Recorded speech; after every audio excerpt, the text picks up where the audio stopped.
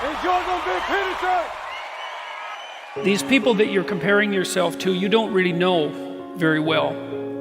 What that means is that you see their shiny outside, but you don't see the reality of their life.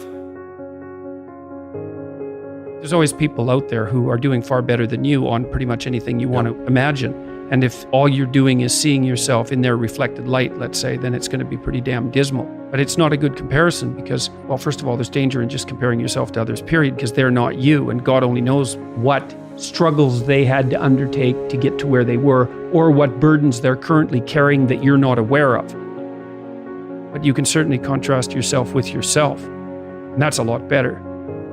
It is the only way. Well, it's also the only way of really measuring anything approximating proper improvement. You can actually tell when you're a little better than you were yesterday. Right.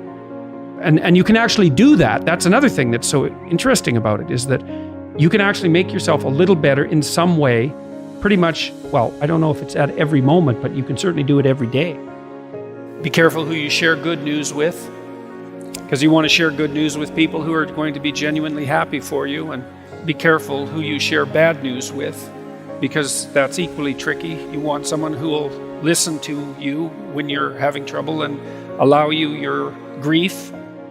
Beauty calls people to their higher being, I would say, and to make friends with beauty is to introduce yourself very carefully to one of the mysteries of life that make it worth living. There's never been a better time for the majority of people to be alive, and the future, although we're vulnerable and terrible things can always happen to us, it's hard to make a case that the future doesn't look comparatively positive.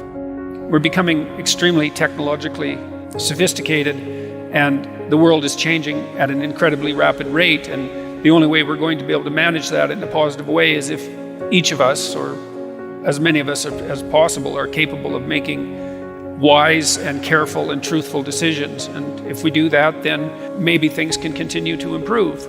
You don't get people to stand up on their own 2 feet and to adopt responsibility if everything is given to them. And that's a real conundrum. You know, maybe you're in California, see someone speeding down the road in a convertible Porsche, and you think, oh man, what a lucky bastard. And the truth of the matter is that he's thinking about wrapping his expensive sports car around the next cement pillar that he comes close to.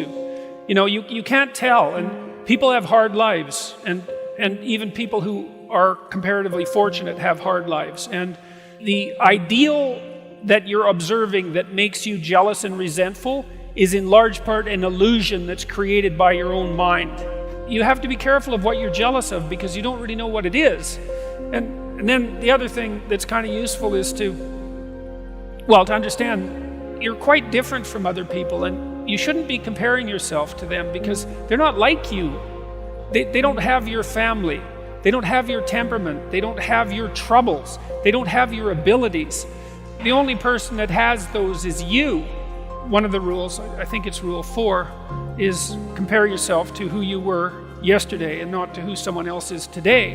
And see, that's a game you can win.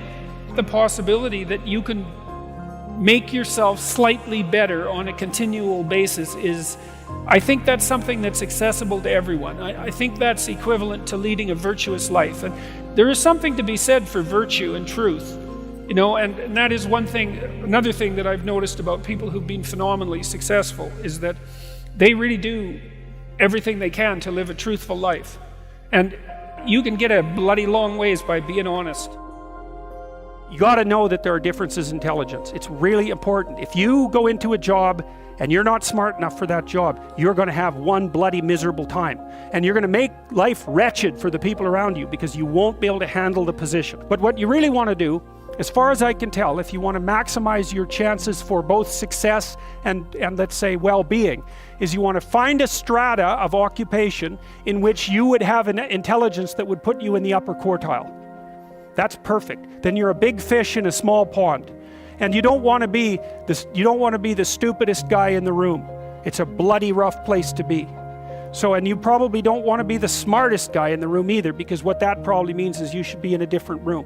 If you want to be the best at what you're doing, bar none, then having an IQ of above 145 is a necessity, and maybe you're pushing 160 in some situations, and maybe that's making you one person in 10,000 or even one person in 100,000. And then also, to really be good at it, you probably have to be reasonably stress tolerant and also somewhat conscientious. Why is it that smart people are at the top of dominance hierarchies? And the answer to that, in part, is because they get there first. Right? I mean, everything's a race, roughly speaking, and the faster you are, the more likely you are to be at the forefront of the pack, and intelligence in large part is speed. That's not all of it is. So if you're moving towards something difficult rapidly, the faster people are going to get there first. You're going to have to put some effort into your life, and you need to be motivated to do that. And so what are the potential sources of motivation? Well, you could think about them in the big five manner. You know, if you're extroverted, you want friends. If you're agreeable, you want an intimate relationship. If you're disagreeable, you want to win competitions. If you're open, you want to engage in creative activity. If you're high in neuroticism, you want security. Okay, so those are all sources of potential motivation that you could draw on, that you could tailor to your own, your own personality. But then there are dimensions that you want to consider your life across. And so we ask people about, well, if you could have your life the way you wanted it in 3 to 5 years, if you were taking care of yourself properly, what would you want from your friendships? What would you want from your intimate relationship? How would you like to structure your family? What do you want for your career? Well, how are you going to use your time outside of your job? And how are you going to regulate your mental and physical health, and maybe also your drug and alcohol use, because that's a good place to auger down. And that tangles in your incentive reward system. We talked about the dopaminergic incentive reward system, and that's the thing that keeps you moving forward. And the way it works is that it works better if it produces positive emotion when it can see you moving towards a valued goal. Okay, well, what's the implication of that? Better have a valued goal, because otherwise you can't get any positive motivation. Most creative people fail at producing their creative product and monetizing it. Right, so your default position, if you're a creative person, is you're going to fail, and that's because it's hard to come up with something new, and it's hard to present it to the market at the right time, and it's hard to market it. Like, those things are really, really difficult. And so what successful entrepreneurs do is they just keep doing it over and over and over and over and over and over and over, and eventually, if they're fortunate, one of their ideas happens to hit the right place at the right time. Even if your idea is good, that doesn't mean it will be successful. There's so many things that have to be taken into account. So this is partly why persistence, and that's part of conscientiousness, is so useful. It's like persistence is helpful because it enables you to run many, many experiments. And you need to know that the baseline is failure. It's important, because otherwise you'll blame that on yourself. And some of that's useful because there's probably some things that you could improve about yourself, but it's very difficult to go from 0 to 1.